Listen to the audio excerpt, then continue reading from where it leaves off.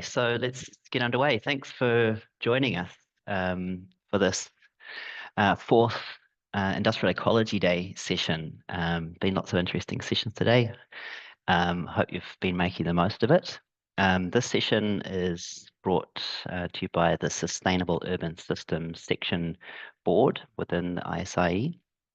I'm Thomas Elliot, and I'm hosting this session. I'm a postdoctoral fellow at Aalborg University in Denmark and a visiting scientist at the Earth Resilient Science Unit in Potsdam Institute for Climate Impact Research, or PIC, in Germany. And the agenda for the session today is that I'll introduce our two speakers, and then I'll talk a little bit about the Sustainable Urban Systems section for those who are joining from outside and are unfamiliar. And I'll talk briefly about why our section is interested in the IPCC's 7th assessment cycle, in particular, the forthcoming special report on climate change and cities. Then we'll hear from the two speakers, and their presentations will be followed by an open discussion between the participants and presenters. So that's where anyone will be able to ask specific questions at the end. I see that a lot of the sessions today have had a Mentimeter channel. I haven't managed to do that, so it'll just be through the group chat. Right, so our first speaker will be Dr. Joana Portugal Pereira, who is an assistant professor in the Mechanical Engineering Department at the University of Lisbon in Portugal. She holds a PhD in urban engineering from the University of Tokyo in 2011, and has editorial roles with the Environmental Science and Policy Journal, Renewable and Sustainable Energy Transition, and Cleaner Environmental Systems journals. And since 2023, she has been a member of the Brazilian Academy of Sciences. Her research focused on life cycle assessment, modelling of alternative fuels with expertise in energy modelling and land-based innovations for climate change mitigation and adaptation. And she's contributed to global environmental assessments, serving as a lead author for reports such as the IPCC's 6th assessment cycle and UN Environment Programme's 7th Global Environmental Outlook and the UNEP Emissions Gap Report. So she's played a pivotal role in coordinating influential IPCC special reports on global warming of 1.5 degrees, pathways and climate change and land in the 6th assessment cycle. So as a senior scientist in the IPCC working group number 3 on mitigation and climate change, that's why we've got her joining us to speak today. And her presentation is titled IPCC Assessment Reports and Urban Systems. And our second speaker, who will follow Joana, is Professor Yuli Shan. He's an associate professor in sustainable transitions at the University of Birmingham. He's a fellow of Royal Geographical Society and a contributing author of the IPCC 6th assessment report as well. He is an associate editor or editorial board member of several journals, including Scientific Data Advances and in Applied Energy, Journal of Clean Production. And he's also a Sustainable Urban Systems Section board member, as am I. His research mainly focuses on climate change mitigation and greenhouse gas emission accounting. He has co-built an open emission data set to provide the most up-to-date regional emissions and energy data for emerging countries and subnational regions. And today his presentation is called City Level Emission Accounting and Peak. So on with the Sustainable Urban Systems section. So we have a purpose, which is to engage practitioners and researchers by providing a platform basically across disciplines and within the discipline, and with the idea of advancing research on making cities more sustainable. We're one of 8 sections within the International Society for Industrial Ecology, formed in 2011. We have more than 400 members. Last count I saw we have 423 members. We have 8 elected board members, and we're dispersed all across the world, as you can see on the map. So when we started in 2011, you can see there, this is a slide of publications that are using the words sustainable urban systems and urban sustainability in their keywords. So it's really jumped up in the last decade or more. And we sort of got the timing right, that section was established at about the time that this started to take off. And a lot of our members have been involved in this big uptick in publications relating to sustainable cities. Importantly, our board also published a paper on that's on the inside of this this figure, 3 research priorities for just and sustainable urban systems. Now is the time to refocus. So we're quite active within this space of research. And we expect that this is going to be a continually growing area within industrial ecology. And that's why we're so interested in the 7th assessment cycle that's going to contain the special report on climate change in cities. So what do we know about this forthcoming special report? Well, earlier this year in March, there was a pre-scoping meeting, which confirmed roughly the schedule over the next 3 years, which will end in the approval for the summary for policymakers and the acceptance of the final report. We're currently towards the end of this call and selection of authors, which finishes in December, so next month, and then next year there'll be a long process where there'll be 4 lead author meetings and government reviews, which will finish in February 2027, and then in March 2027 we can expect to see the report.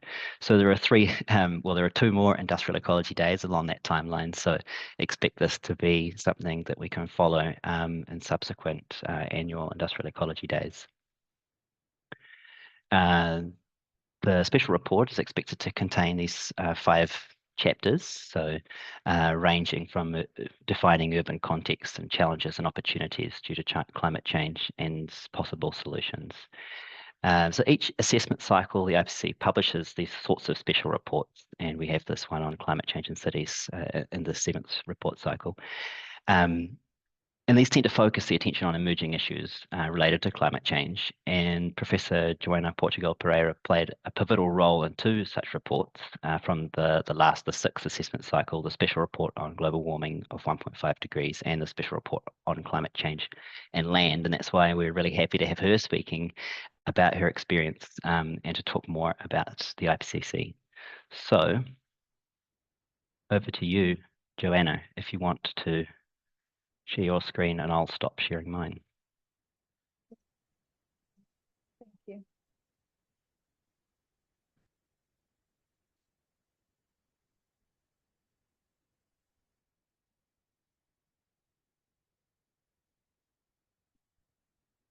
Can you see my screen? I can. Probably see the last. Yeah. Perfect. This is a bit of spoiler. You already saw the end of my presentation. So hello, everyone. Thank you very much, Thomas and organizers, for having me here. It's a pleasure. Excuse me, you are not yet on presentation mode? I'm not.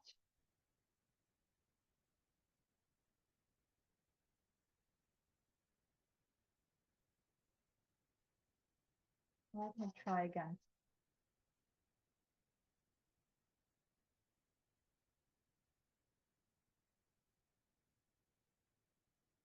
What about Perfect.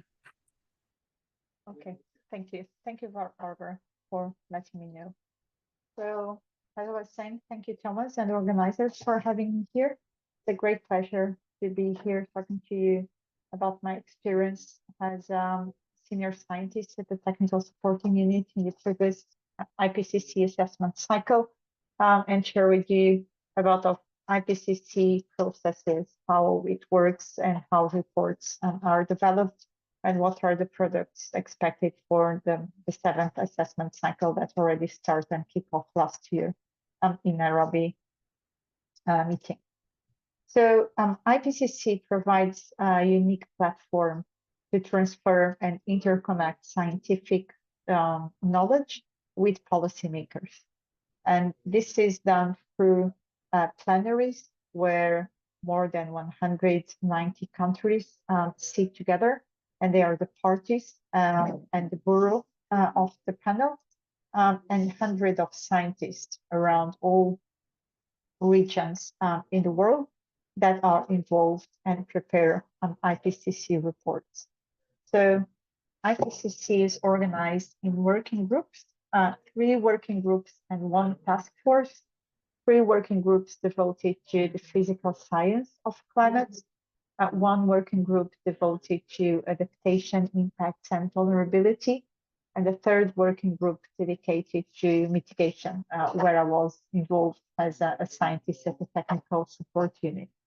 On the top of these 3 working groups, we have a task force on inventories that develops methodologies and databases that support nations to develop their national inventory programs. So in terms of the structure and the process of IPCC, unlike other international organizations, IPCC has a very flexible and modular structure, because at the end of every cycle, we have elections, and these elections define where and who will be in charge of IPCC in the following cycle, such as the chair, the vice chairs, the bureau members, the co-chairs of the working groups, and all the non-permanent, the temporary workers. So each working group has a technical support unit that directly links and connects the IPCC operational aspects together with scientists. So it's very frequent to have few misconceptions about IPCC. So in IPCC, there isn't development of new science, original research, and IPCC develops systematic literature reviews to assess already existing literature. IPCC is not policy prescriptive, is policy relevant, but is far from telling countries what they should or should not be doing. And only the secretariats are actually members and part of IPCC. So authors, contributors, reviewers, they are volunteers. Even myself, when I worked in the technical support unit, I was being hired by one of the donors that was hosting the working group 3. So direct employees of IPCC are only a few people working in Geneva in the headquarters. So in this cycle, we have working group 3 operating half in the US, half in Malaysia, and other working groups always have a representative in the global north and in the global south. So for the institution, having a well-balanced regional representative is something very important to ensure we can give voice and raise specific contexts all over the different regions of the continent. So, and this has shown to have significant impact.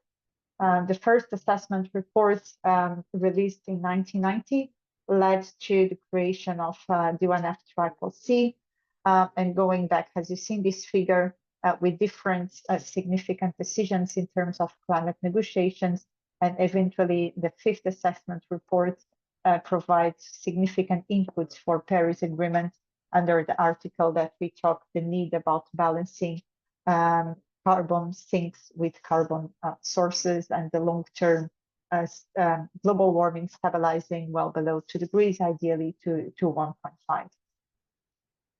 So this is the official development of an IPCC report, as Thomas already briefly mentioned. So at the beginning, we have a scoping meeting where scientists are invited to define the kind of the table of contents of the report, and where they will decide what is relevant and is not so relevant to be included. And everything that has a scientific content in the reports has to have a mirror in the policy making sphere. So that scoping meeting report is approved by IPCC panel in one plenary. And after that, there's calls for authors and reviewer nominations.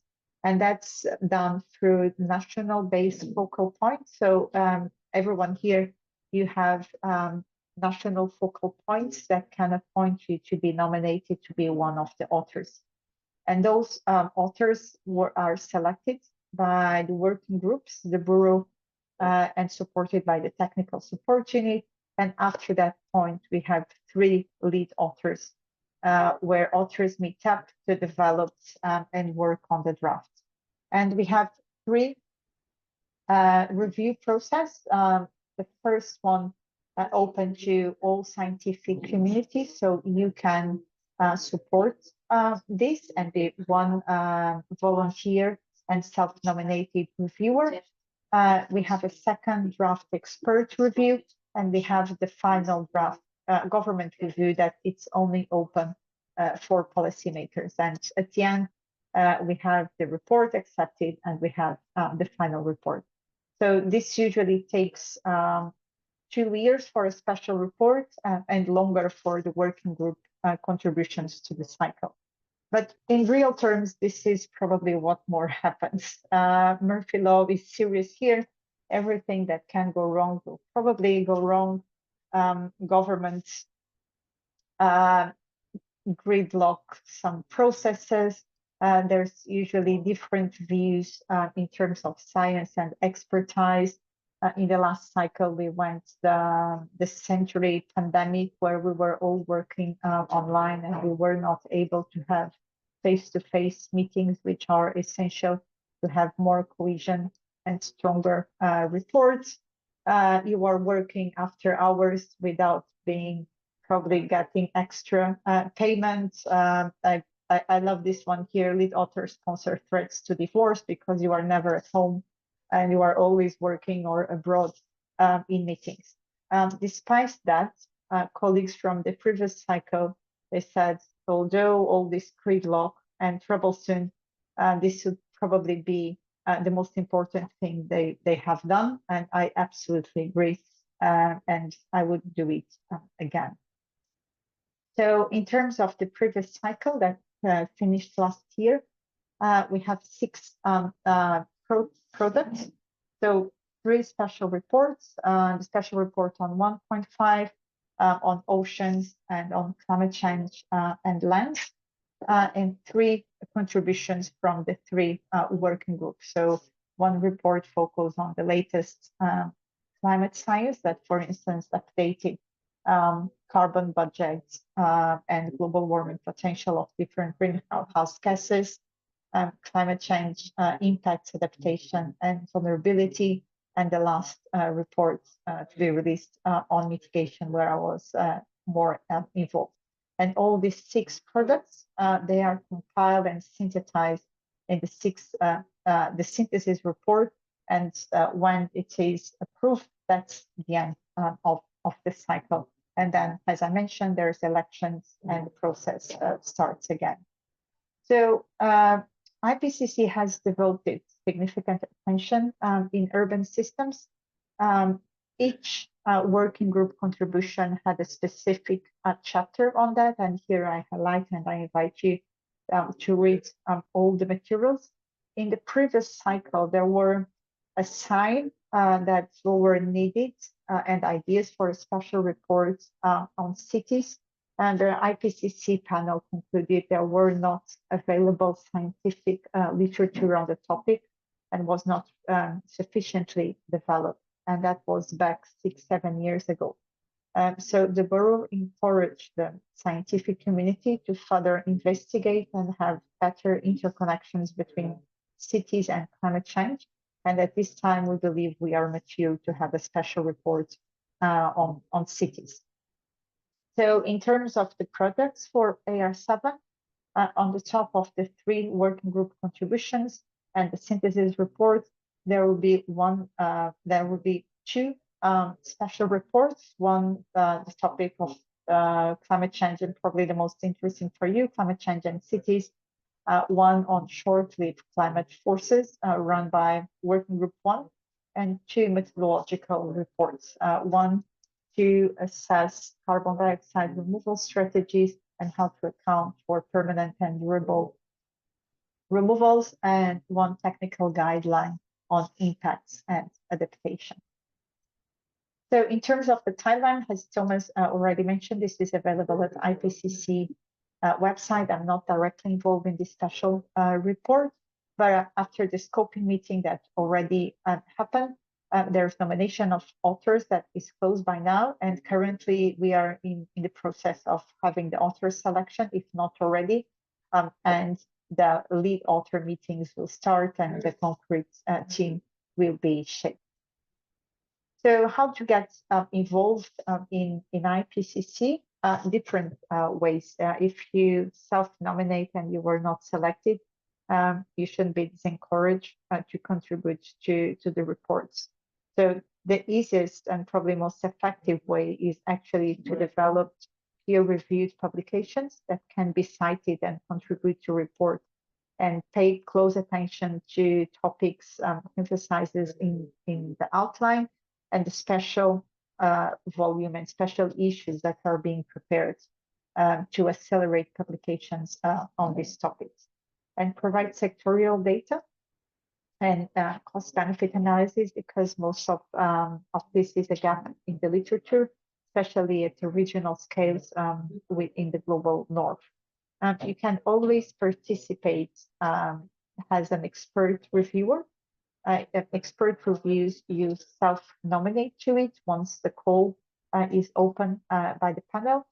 You can always join several stakeholder networks that will be organized by the technical support units, and you can always prepare the application for other AR7 products.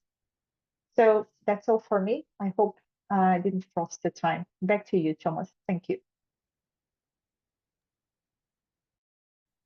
Thanks very much, Joanna. That was really interesting. I feel like I learnt a lot more about the IPCC there.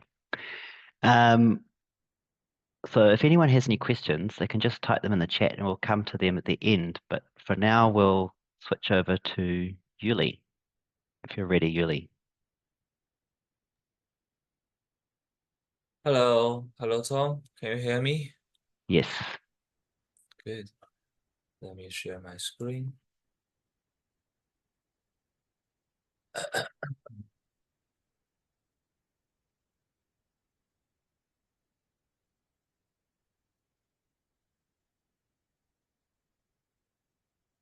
Can you see my screen? No? Not yet.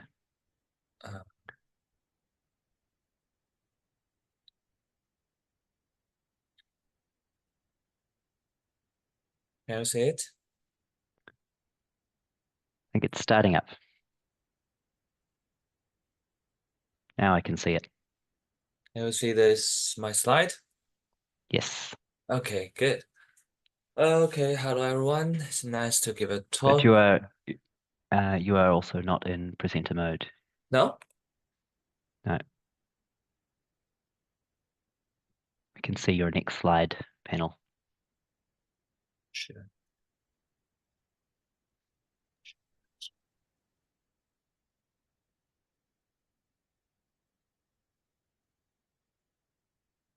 Is it okay? No, it's the same as before. Yeah, it happened the same to me because I was with two screens.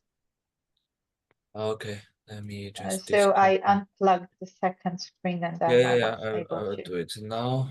Just a minute.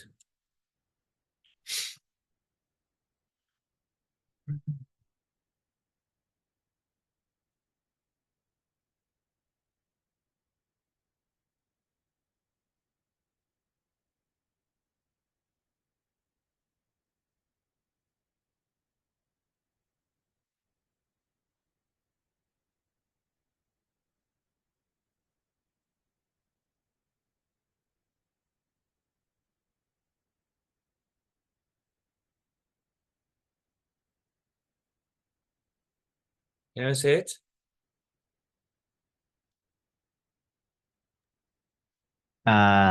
You're not presenting yet, but I can see it. No, still not the. Oh, I can change it here. Okay. So it is correct now, right? Looks great. Perfect. Okay. Okay, so hello everyone. It's nice to give a talk in this IE day in our urban session. So my presentation will be around the city level emission accounting and emission peak. So first, here's the background of why we do this work. So we all know that climate change and the emission data is very important. It's a foundation for research and climate change. And for countries, they require for transparent, accurate, and complete, comparable, and consistent emission data that is required by the Paris Agreement.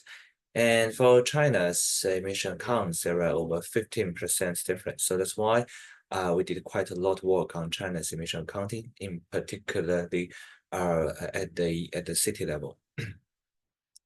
So why cities? Cities are actually the center to climate change mitigation. On the one hand side, the city emits a lot of emissions, contribute to more than 80 or 75% of global emissions. On the other hand side, cities have the authority power to take some measures, to design some policies to reduce emissions. So that's why we focus on cities. So first, let me introduce our work on cities emission counts in Chinese cities. Here's our brief the conceptualized figure on the emission scope. So I think you should already know this. We focus on scope 1 direct emissions and also a little bit on scope 3 indirect emissions using the input-output method. I will introduce this later. So here is a methodology thing. We developed a series of methods to calculate emission inventory for cities with various data availability. That's because cities usually have a low data availability and a low data quality compared to the national and the regional data. So we constructed several methods to collect the data from cities, statistical yearbook, and also downscale from the provincial and the national data, and also did prepare a mechanism to verify the emissions. So here an overview of our Chinese cities emission inventories from 2000 to 2022. We have compiled emission inventories for over 300 Chinese cities. And here are still have some blank area because, well, they don't have any activity data to use. But for most recent years and for majority of Chinese cities, we have compiled the emission inventories. And the emission inventories calculated for Chinese cities account for about over 95% of the Chinese whole emissions. So yeah, basically we cover the most emission source of the cities. And our emission inventories are compiled by 47 economic sectors and 14 fossil fuel types, and also include the cement process related emissions. So which is consistent with our emission accounting for China, the whole country and its provinces. And all of our data are open and transparent and free to download from our website for academic research and also low carbon policy making. So here is a verification and a comparisons of Chinese cities emissions.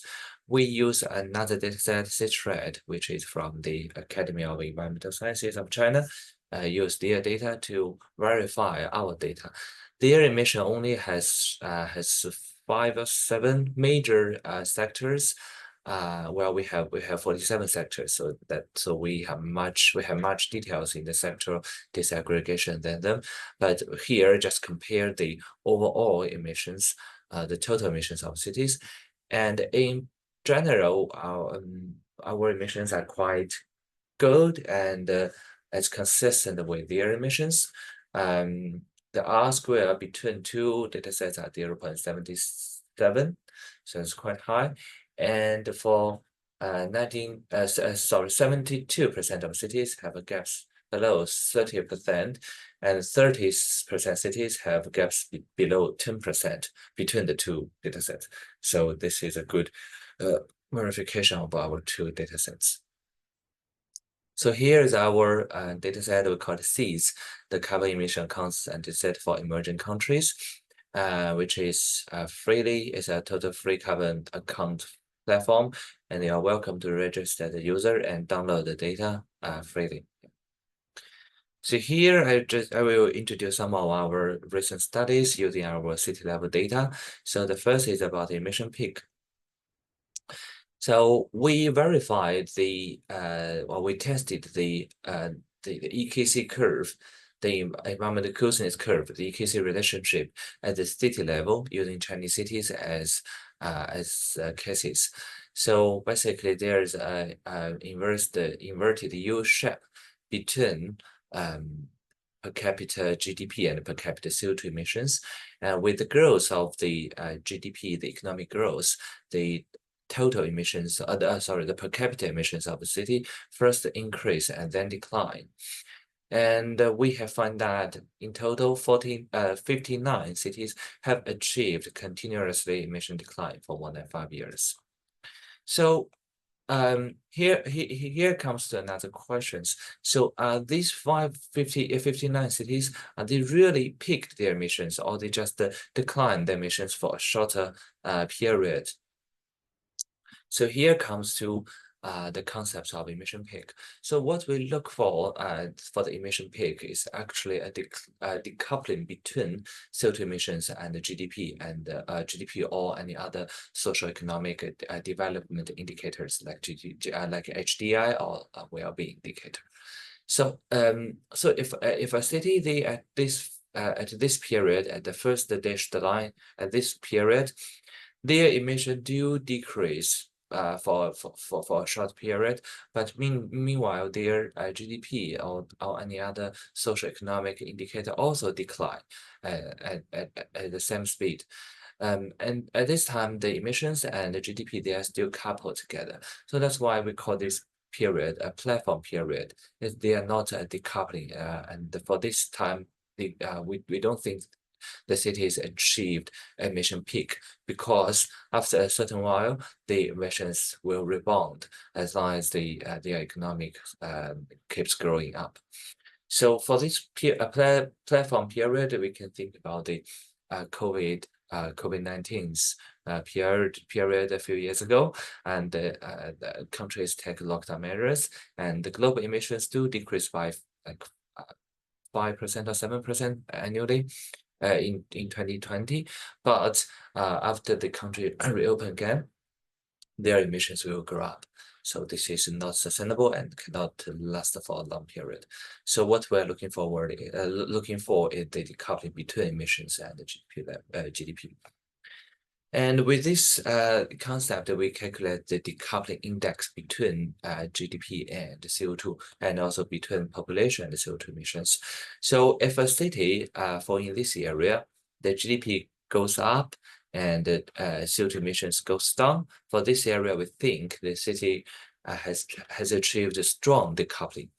And in this area, that is weak decoupling, means the GDP grows faster than CO2 emissions. And here, no decoupling, because CO2 increase faster than GDP increase. So it's not a good example here. And similar here, we do a similar analysis on the population. So here, the final results of the 59 cities. For 59 cities that have declined emissions for at least 5 years, we group them into class them into two groups. The first is 38 cities that has a strong decoupling of emissions versus GDP and the population. So we think these 38 cities, we call them proactively peaked cities. Those cities have achieved a strong decoupling and have achieved the emission peak. So Ningbo is example here. This purple line is emissions, and this brown lines is GDP. So we can see here these two lines decoupled after 2013, and after that emission decline and GDP increase. So these cities and another 38 cities, we think they have peaked their emissions. And for the remaining 21 cities, like Fuxing here, we can see although their CO2 emissions declined after 2010 or 2011, but their economic also declined, their GDP also declined. So these two indicators are still coupled together. They are not a good example here. So we call them passively declined cities. passively declining cities. Yeah. Then we first investigate the emission drivers of these two groups of cities. First, we calculate the contributions of each drivers to the total emission change for 59 cities as a whole. And we can see that this is the energy intensity. Energy intensity and the structure change of the secondary industry, they are the major drivers to reduce emissions. That means to improve the energy efficiency in the manufacturing sectors, and that will reduce emissions quite a lot. And economic growth is the major driver to increase emissions. Then a more interesting thing is when we divide these two types of cities, the 38 emission peak cities and the 21 passively emission decline cities, we can see significant difference in some of these drivers. For example, emission intensity, the peaked cities where they have a much stronger decline effects from this driver emission intensity, but for the passively declined cities, it's not so strong. And for population, you can see that here, passively declined cities have the population below this driver, their contribution is below 0. That means for these passively declined cities, the population is actually moving out of the city and they contribute to the emission decline. But for peaked cities, their population is still growing or maintained at a stable level. So that means the passively declined cities may achieve the emission decline due to economic recession or population loss. It's not because of their active actions or measures to reduce emissions. So here we conclude that cities should pay attention to their real drivers that reduce their emissions, and it is not like to say, well, I see my city's emission has declined, that is good. The problem is some cities may may reduce emissions because of population loss or economic recession. So it is not very good. So now I will talk about our studies on emission reduction from the production perspective. So how to reduce emissions? So from just now, we know that the city's emissions, well, they may reduce emissions because of different reasons. So we think that different cities should take different measures or different targeted policies to reduce their emissions. For example, on this right-hand figure, we clustered all Chinese cities, 182 cities, into these 5 categories: service-based cities, high-tech cities, light manufacturing and heavy manufacturing cities, and energy production cities. And we find some interactions between different cities. For example, some energy producing cities, they just do the coal mining and do electricity generation, and they produce the energy for other cities. And for those manufacturing cities, they produce industrial goods that to satisfy the needs of other cities.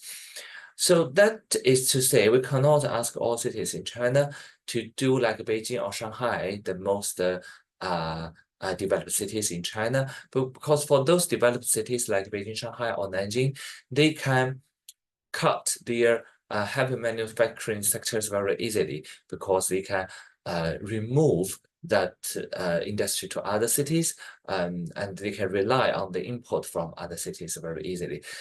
For those energy production cities, on these energy hubs and the manufacturing cities, if we ask them to reduce those heavy industries or energy intensive industries, they will lose their economic growth point, and so that means this will be not good for them. So meanwhile, what we propose is to target on the super emitters. We suggest cities to focus on their existing development pathways and stick on their existing pillar industries, and only target on those super emitters. Here, this left figure shows all the city sectors ranked by the emission per industrial outputs from a low emission intensity to a high emission intensity. And the y-axis shows the cumulative emissions. We can see the curve is like this. And for the top 30%, emissions are contribute from the top 25% of super emitters.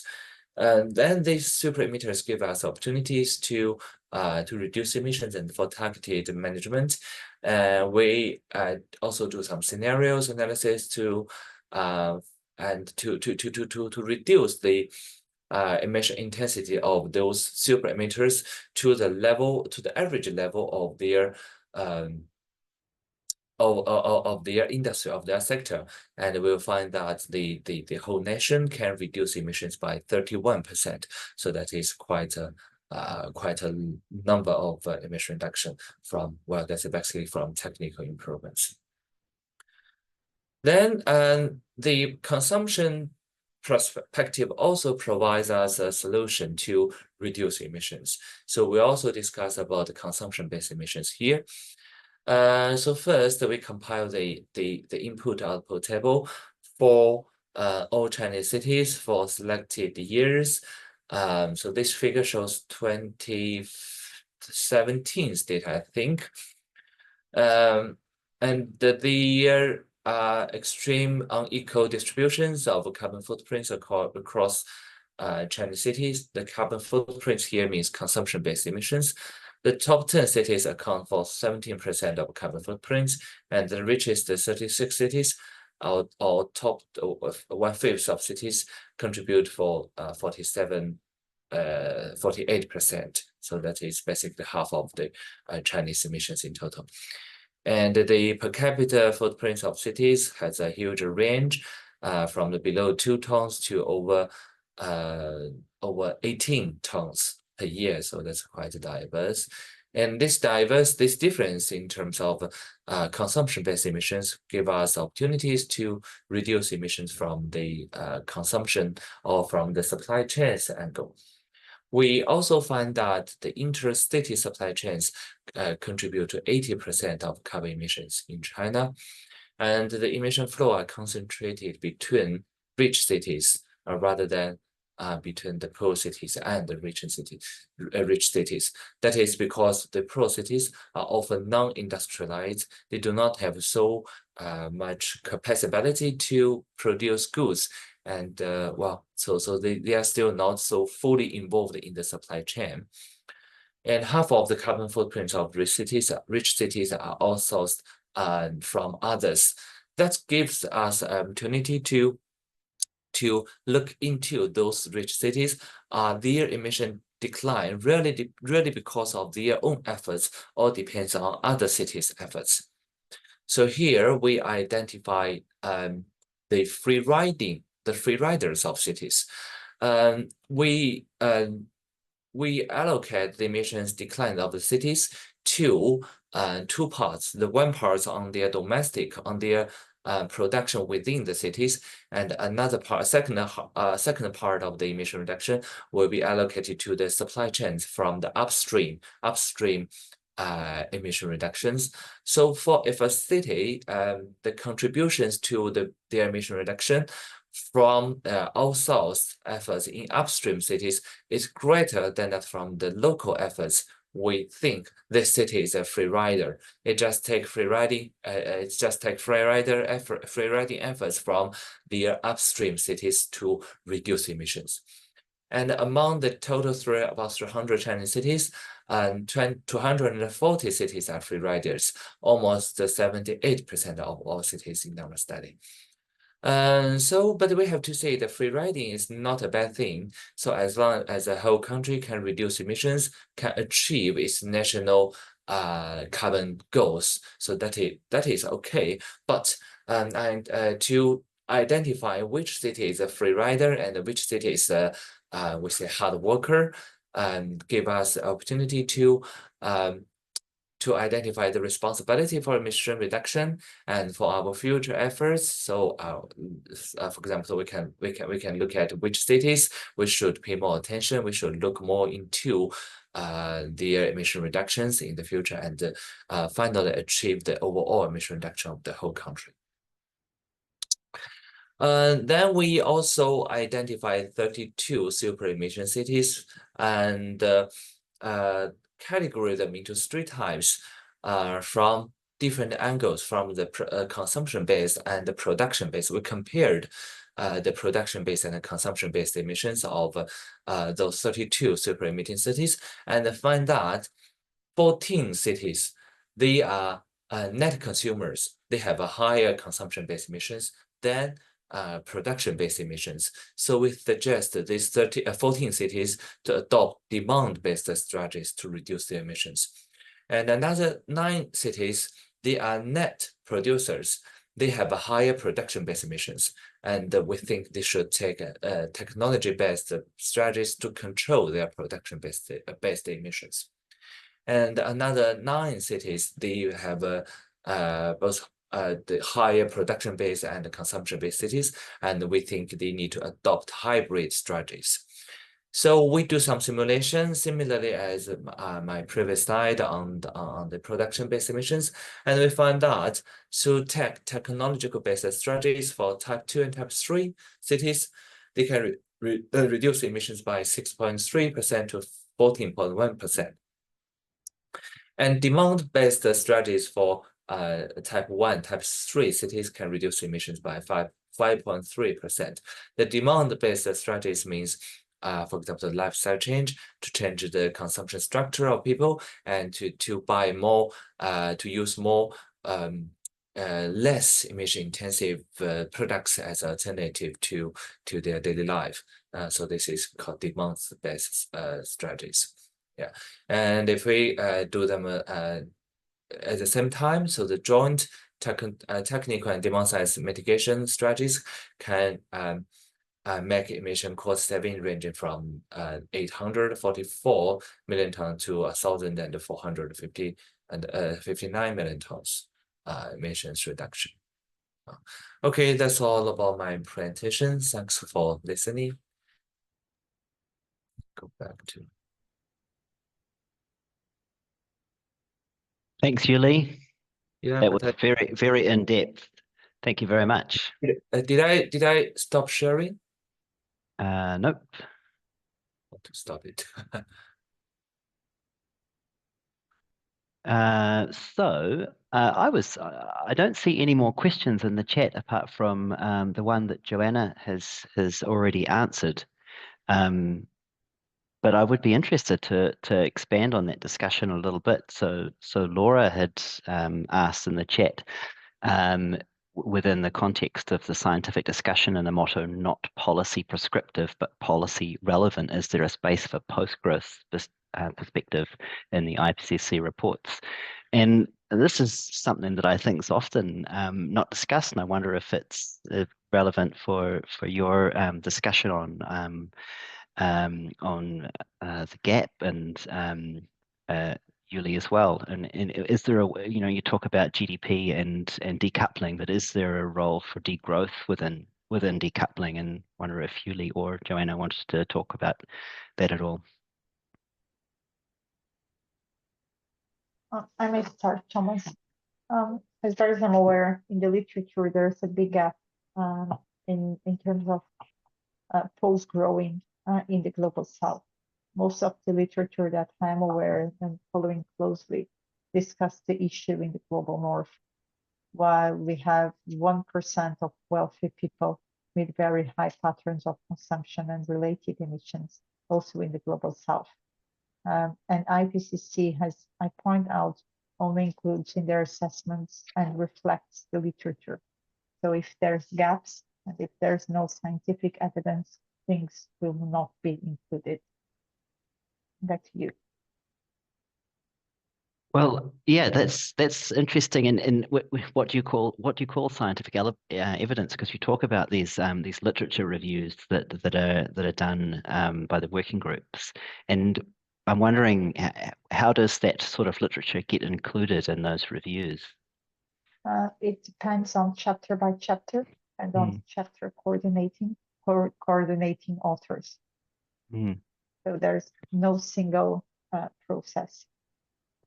And is there a risk that some of that even if there is sufficient literature to be included, that it can be sanitized because it's not too palatable to talk about No, degrowth? not in the report. No. It may not be elevated to the summary of policymakers, but there's no direct interference in the reports. Oh, that's encouraging. Did anyone else have any questions they want to put in the chat or speak out? I had some more questions if no one else has some.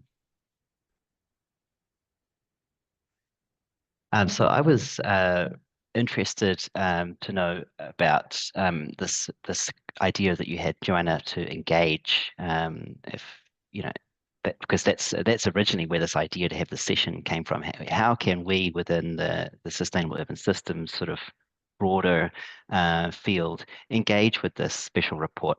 And you suggested publishing peer-reviewed literature as a good start because there will be literature reviews done, and that's a way to get our research into the discussion. But you mentioned having sectoral data and cost benefit analysis. Now, in industrial ecology research, it's really common to do sort of sectoral analysis and provide data on that, but I don't see a lot of cost benefit analyses done in the literature in our field. And I'm wondering, is that something that's sort of required? And I mean, that was quite a specific thing that you mentioned. Could you talk more about that? No, it's not required. Anything here is required, and I'm just talking from my own single perspective. I just point out a couple of examples of literature gaps and how this can be filled and helpful for the forthcoming reports. Okay, that's interesting. And yeah, okay.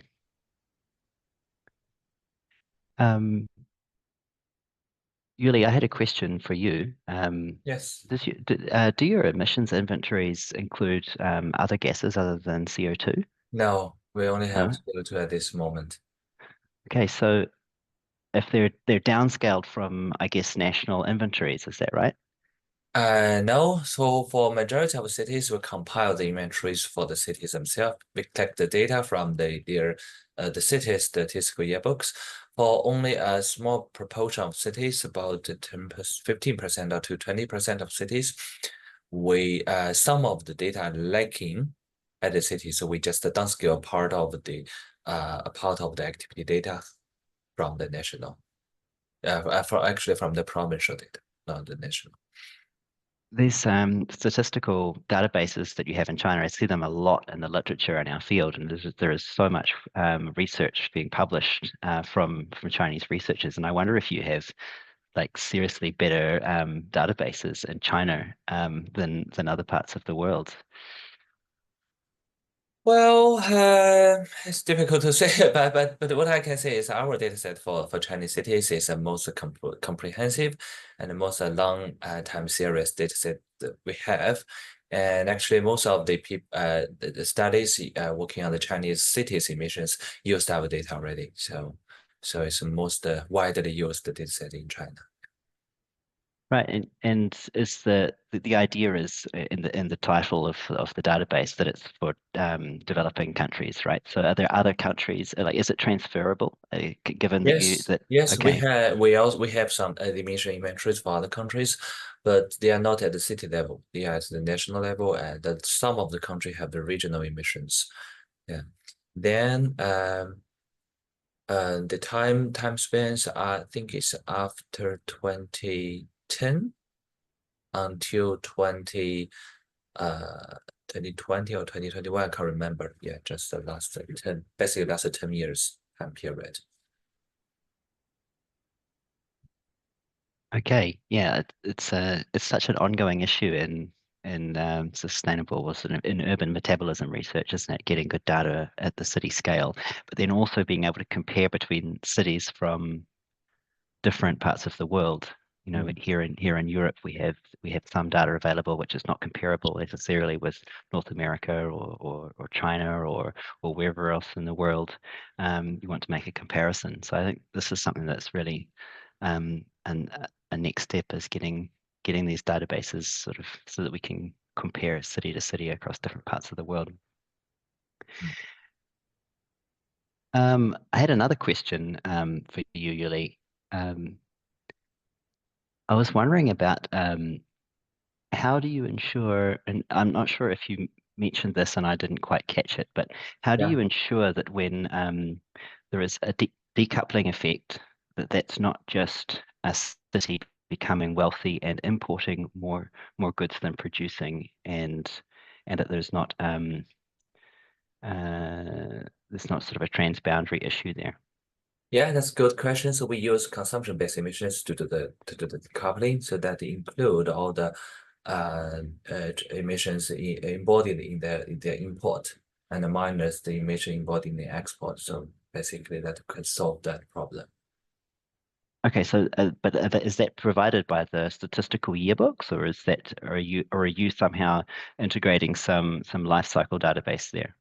No, we use input of data to calculate the Okay. consumption-based emissions of cities, and we do the decoupling based on the two different approaches, the production-based and the consumption-based, and then we compare the decoupling results of the two scopes, and we can know, for example, if a city or if a country achieve the decoupling in terms of production-based emissions, but not under the consumption-based emissions concept. So that means the city do outsource a lot of emissions to other countries in order to achieve the decoupling of their production-based emissions. Okay.